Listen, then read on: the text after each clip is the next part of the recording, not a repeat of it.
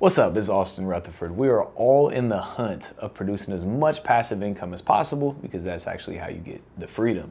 Real estate is one of the best ways to actually produce some of that passive income. So the question is, what's the best way of doing this? Is it owning rental properties? Is it doing short-term Airbnbs? Is it flipping? Is it wholesaling? Is it Airbnb arbitrage? Is it creative financing? Is it seller financing?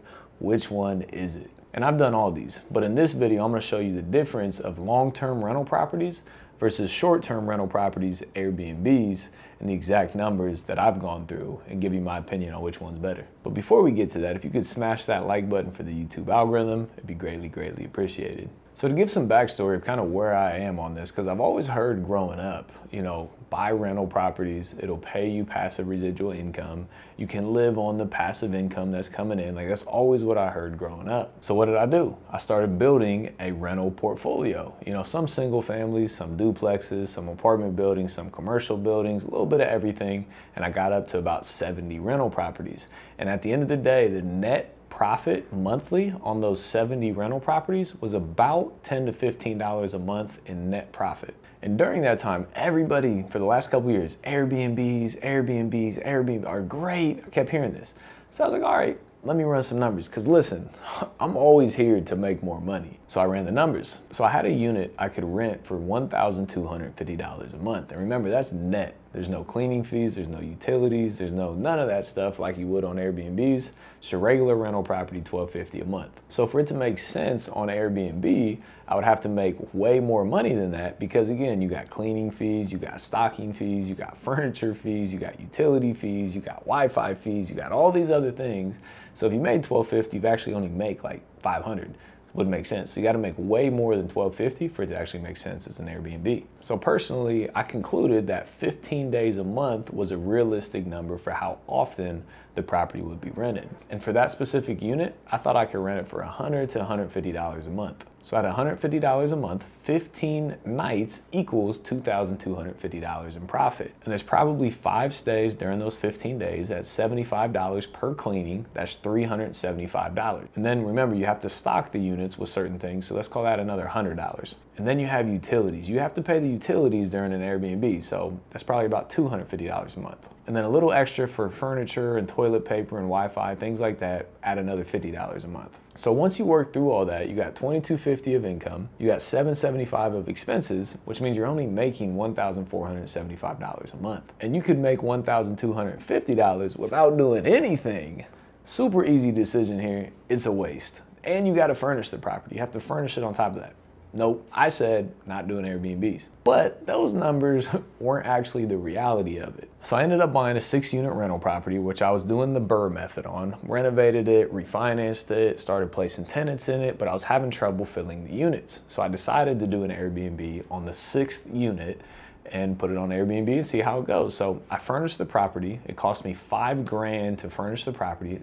I was a little shocked at how much it cost. Now, there's probably ways I could have done it cheaper, like Facebook Marketplace and things like that, but for me, it costed $5,000. So the numbers when I started in 2020, the numbers was about what I thought they were gonna be, but there was way less fees. So if you look at December, I made about $1,900, November, $2,200, October, $2,300, September, $2,900, that was a good month.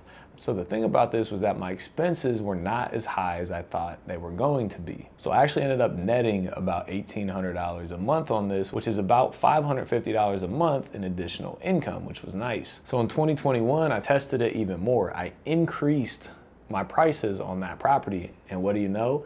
It's still full. It's not 15 days a month, it's like 25 to 30 days a month. So now it makes 100% sense. As you can see here, $2,900 in May, $3,300 in April, $2,200 in March. That was a little bit low, but it was one booking. So again, lower fees. I still netted about $1,900 that month. Now you can see it makes sense. So the other 5 units in that 6-unit apartment complex, I'm rolling over to Airbnbs. And the beautiful thing, again, I'm booked almost 100% of the time every single night. But the bigger surprise for me are the bigger houses. That was a small 1 unit out of 6. The bigger houses is what surprised me. I never thought this would have worked. Like the party houses, never thought it was gonna work financially. So about a year and a half ago, I ended up moving out of a custom built house that I built for myself.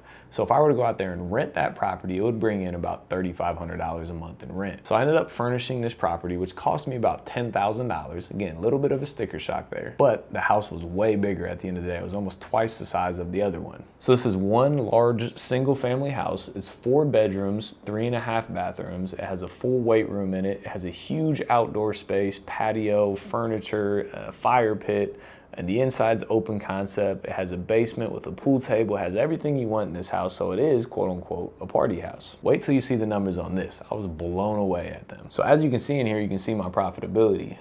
In May, $7,500, June, $6,300, July, $11,000 in profit. 11 grand in 1 month. Even after expenses, I still netted $9,000 on this property.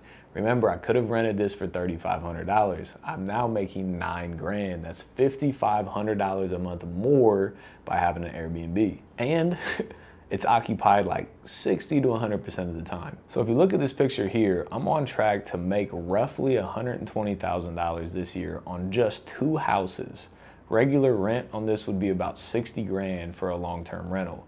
So literally I'm gonna double my income by simply doing Airbnbs on this properties. So what I came to learn is that the bigger the house is, the more profitable it can be. I'm actually in the process of renovating another house, like 6 houses down from that one. Same specs, 4 bed, bathrooms, everything. And it's getting ready to hit Airbnb here in about a month or 2. I saw it, it worked. I had proof of concept, so I was all in.